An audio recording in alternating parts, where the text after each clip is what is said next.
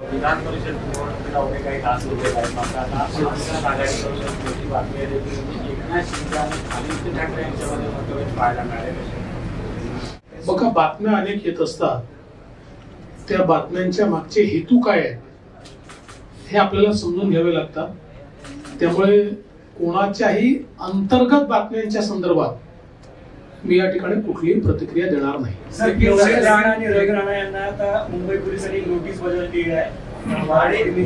रवी राणांचं असं म्हणणं आहे की विधान परिषदेच्या निवडणुकीचा हक्क बजावता येऊ नये म्हणून मला आशा असाच प्रयत्न हा दिसतो आहे की कुठल्याही परिस्थितीमध्ये भाजपची मतं कमी करण्याकरता रवी राणांना त्या ठिकाणी नोटीस देऊन त्यांना अरेस्ट करता येईल का प्रयत्न आहे, पण हे करता येणार नाही.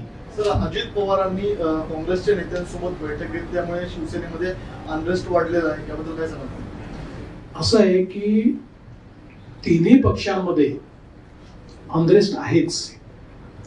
कोणाचाही कोणावर विश्वास नाहीये. आणि आपण सगळ्यांनीच न्यूज चालवल्या त्या मी बघितल्या की तिन्ही पक्ष एकमेकाचे मतं फोडण्याकरता एकमेकाच्या आमदारांना फोन करतायत, प्रयत्न करतायत आणि टोकाचे प्रयत्न देखील चाललेले आहेत. त्याच्यामुळे कुठेतरी आत्ताच्या परिस्थितीमध्ये आपला निवडून येईल याकरता सगळ्यांचे प्रयत्न ते साहजिक आहे. आणि त्यामुळे कुठेतरी हा समन्वयाचा अभाव आपल्याला पाहायला मिळतोय. सर, आपण जर बोलत असेल त्या पद्धतीने राज्यसभेच्या निवडणुकीच्या वेळेस महाविकास आघाडीचे सर्व आमदार एका हॉटेलमध्ये आले होते, पण यावेळेस आता परवा निवडणूक होणार आहे. याबाबतची स्ट्रॅटेजी महाविकास आघाडीकडे मात्र काय वाटतं? या संदर्भात आता मी काही बोलायचं कारण नाही आहे. ते त्यांचा प्रश्न आहे. त्यांनी एका हॉटेलमध्ये ठेवावे, 3 हॉटेलमध्ये ठेवावे किंवा घरी ठेवावे, हा त्यांचा प्रश्न आहे. आमच्या पुरतं आमचा प्रयत्न आहे की आमचा 5वा कॅन्डिडेट निवडून आला पाहिजे. त्याकरता जी काही जमवाजमव करायची आहे, मी आधी देखील सांगितलं की शेवटी जो एक असंतोष आहे त्या असंतोषाला वाट मिळाली पाहिजे याकरता आम्ही 5वा उमेदवार उभा केला आहे. आणि मला असा विश्वास आहे की हा असंतोष आमच्या 5व्या उमेदवाराला निश्चित त्या ठिकाणी विजयी करेल. मी असं बिलकुल म्हणत नाही की निवडणूक सोपी आहे, पण एवढंच सांगतो की संभव आहे, असंभव नाही. बोरिवलीमध्ये एका विकास कामाच्या उद्घाटनावरून शिवसेना आणि भाजपचे कार्यकर्ते समोरासमोर आले. भाजपच्या काही कार्यकर्त्यांना मारहाण झाल्याचं आता माझ्याकडे याची माहिती नाहीये, पण आमच्या कार्यकर्त्यांना मारहाण झाली असेल तर आम्ही सोडणार नाही.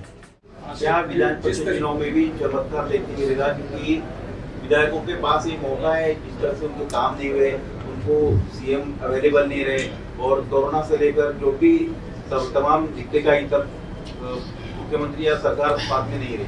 देखिए, चमत्कार के ऊपर तो हम लोग विश्वास नहीं रखते, लेकिन हमने 5वां उम्मीदवार खड़ा किया है और हमको ऐसा लगता है कि आपने जिस असंतोष की बात की उसके बारे में हमको भी जानकारी है, उसका इको हमारे तक भी पहुंचता है और यही असंतोष हमारे 5वें उम्मीदवार को जिता सकता है.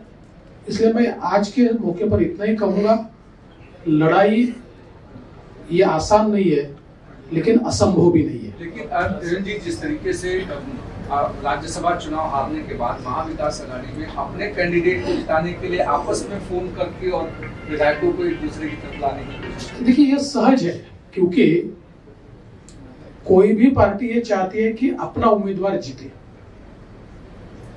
ये राजनीति में दूसरे का उम्मीदवार जिताने के लिए कोई बहुत अपने उम्मीदवार को धोखे में डालकर प्रयास नहीं करता. और महाविकास आघाड़ी के ध्यान में आया है, तीनों पक्षों के ध्यान में आया है कि बीजेपी ने 5वां उम्मीदवार खड़ा किया है तो कोई ना कोई गणित के आधार पर उन्होंने खड़ा किया है. तो उस गणित की गाज किस पर गिरेगी ये तीनों नहीं जानते. इसलिए तीनों ये प्रयास कर रहे हैं कि अपने अपने उम्मीदवारों को सिक्योर करें और उनको सिक्योर करने के चक्कर में एक दूसरे के वोटों को तोड़ने का प्रयास ये तीनों लोग कर रहे हैं. रवि राणा के घर पर जिस तरीके से पुलिस ने क्या आपके उम्मीदवार आपके वोटर्स को कम करने की कोशिश? देखिए, बिल्कुल साफ दिखाई पड़ता है जिस प्रकार से रवि राणा के घर पर पुलिस भेजी गई, वो डरा धमका कर उनको अरेस्ट कर वो वोट नहीं दे पाए. इस प्रकार का प्रयास चल रहा है तो हम भी उसके लिए तैयार है. देखिए, हमको पता है सरकारी तंत्र का दुरुपयोग करते हुए इस चुनाव को जीतने का पूरा प्रयास ये महाविकास आघाड़ी करेगी, हम भी तैयार हैं। सर, अग्निवीर योजना ज्या पद्धतीने कृषी कायदे मागे घेतले तशीच मागे घ्यावी लागेल असं राहुल गांधी यांनी ट्विट केलं आहे. राहुल गांधी खूप ट्विट करत असतात आणि दिवसभरामध्ये ते स्वतःच्या ट्विटला देखील खोटं ठरवतील अशी ट्विट्स करत असतात.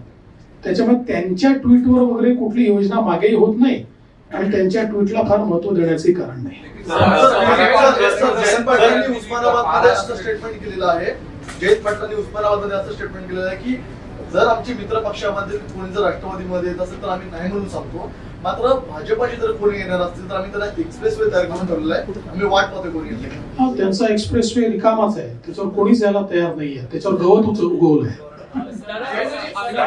निवडणुकीमध्ये अपक्षांची 10 मतं मिळवण्यात तुम्हाला यश आलं होतं. त्यानंतर आज नाना पटोलेंनी आरोप केलाय की अपक्षांना भाजपचे नेते फोन करतायत की कुठेतरी ईडीच्या धमकी दिले जाते असं. नाना पटोले असं गमतीदार मधून मधून बोलत असतात, ते आपण ऐकून त्याची मजा घ्यायची असते. कांग्रेस के तमाम सारे लोग जिला न्याय प्रदर्शन शुरू कर रहे हैं और कहा जा रहा है कि फिर से हम प्रदर्शन करने के रास्ते पे उतरेंगे. देश हित में अग्निपथ की योजना तैयार की है. देश का युवा सही मार्ग पर जाए, उसके मन में देश के प्रति एक जज्बा तैयार हो और एक अनुशासन उसमें तैयार हो, और उनमें से जिन युवाओं को करियर के रूप में सैन्य में भर्ती होना है वो करियर के रूप में भर्ती हो. जिनको लगता है कि मेरे जीवन के चंद साल मैं राष्ट्र के प्रति अर्पण करना चाहता हूं, वो अर्पण कर पाए. इस प्रकार की ये योजना है. जरूर इसमें शुरुआत में कुछ लोगों के मन में कंफ्यूजन भी था, या एक जेन्युइन उनकी डिमांड भी थी कि 2 साल भर्ती नहीं हो पाई तो हम एज बार हो गए, तो कम से कम जो लोग कोरोना के समय एलिजिबल थे उनको मौका मिलना चाहिए. तुरंत प्रधानमंत्री जी ने निर्णय लिया और 23 तक उस एज बार को बढ़ाया, एज लिमिट को बढ़ाया.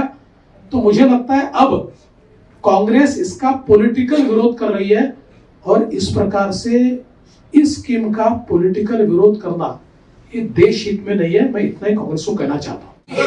तुम्ही असं म्हणताय की देशासाठी योजना आहे, पण काही रिटायर्ड आर्मी ऑफिसर्स त्याच्यावरती प्रश्न उपस्थित करतायत की यामुळे आर्मी इन्स्टिट्यूशन म्हणून डिस्ट्रॉय होईल आणि मिलिटरायझेशन ऑफ सोसायटी होईल. याबद्दल तुम्ही काय सांगता? असं आहे की फार फेस्ट आहे. ही योजना तयार कोणी केली? ही तर काही पंतप्रधानांनी तयार केलेली योजना नाही आहे, ही आर्मीनीच तयार केली आहे, सर्व्हिंग ऑफिसर्सनीच तयार केलेली आहे. आणि या संदर्भातली जर आपण बघितलं कारगिलचा जो रिपोर्ट आहे, या कारगिलच्या रिपोर्टमध्ये अशा प्रकारे आपण व्यवस्था उभी केली पाहिजे असं त्या काळात देखील सांगितलं होतं. आणि सातत्याने आपल्या आर्मीमध्ये ही व्यवस्था कशी उभी करायची या संदर्भातलं मंथन चाललं होतं आणि त्याच्या आधारावर ही उभी केली आहे. त्यामुळे जर सर्व्हिंग ऑफिसर्सने एखादी योजना तयार केली असेल आणि ती देशाने मान्य केली असेल तर काही रिटायर्ड ऑफिसरचा त्याला विरोध असू शकतो, त्याला काही अडचण नाहीये, पण हे देश हितामध्ये आहे आणि म्हणून विरोध करणारे बोटावर मोजण्या इतके आहेत, सपोर्ट करणारे ढिगभर आहेत. सर, शेवटचा प्रश्न. कालचं काँग्रेसचं मुंबईतलं आंदोलन फसलं गेलं, त्यानंतर मात्र एक किन्नरांचं आंदोलन काँग्रेसच्या कार्यकर्त्यांकडून आयोजित करण्यात आलं. भाजपाच्या कार्यालयावरती हा मोर्चा काढला. हा जर असंच फायदा सुरू राहिला तर त्या काळात काय भीती वाटते? असं आहे की किन्नरांचा आम्ही सन्मान करतो, त्यांना काही या राजकारणाशी घेणं देणं नाहीये. अलीकडच्या काळामध्ये काँग्रेसकडे ही अवस्था आहे की आउटसोर्स करून देखील ते आंदोलन करू शकत नाही, म्हणून त्यांना किन्नरांचा त्या ठिकाणी वापर करावा लागतो. तो त्यांनी केला, अतिशय चुकीचा पायंडा आहे आणि मला असं वाटतं की पुढच्या वेळेस त्यांना किन्नर देखील मिळणार नाही. त्यांना आपण आंदोलन का करतो हे देखील माहित नव्हतं, ते राज्य सरकार विरोधात तेच मी आपल्याला सांगितलं की म्हणून तर मी म्हटलं आम्ही त्यांचा सन्मान करतो, कारण त्यांना आउटसोर्स करण्याचा यांनी प्रयत्न केला आणि अक्षरशः तोंडावर पडली.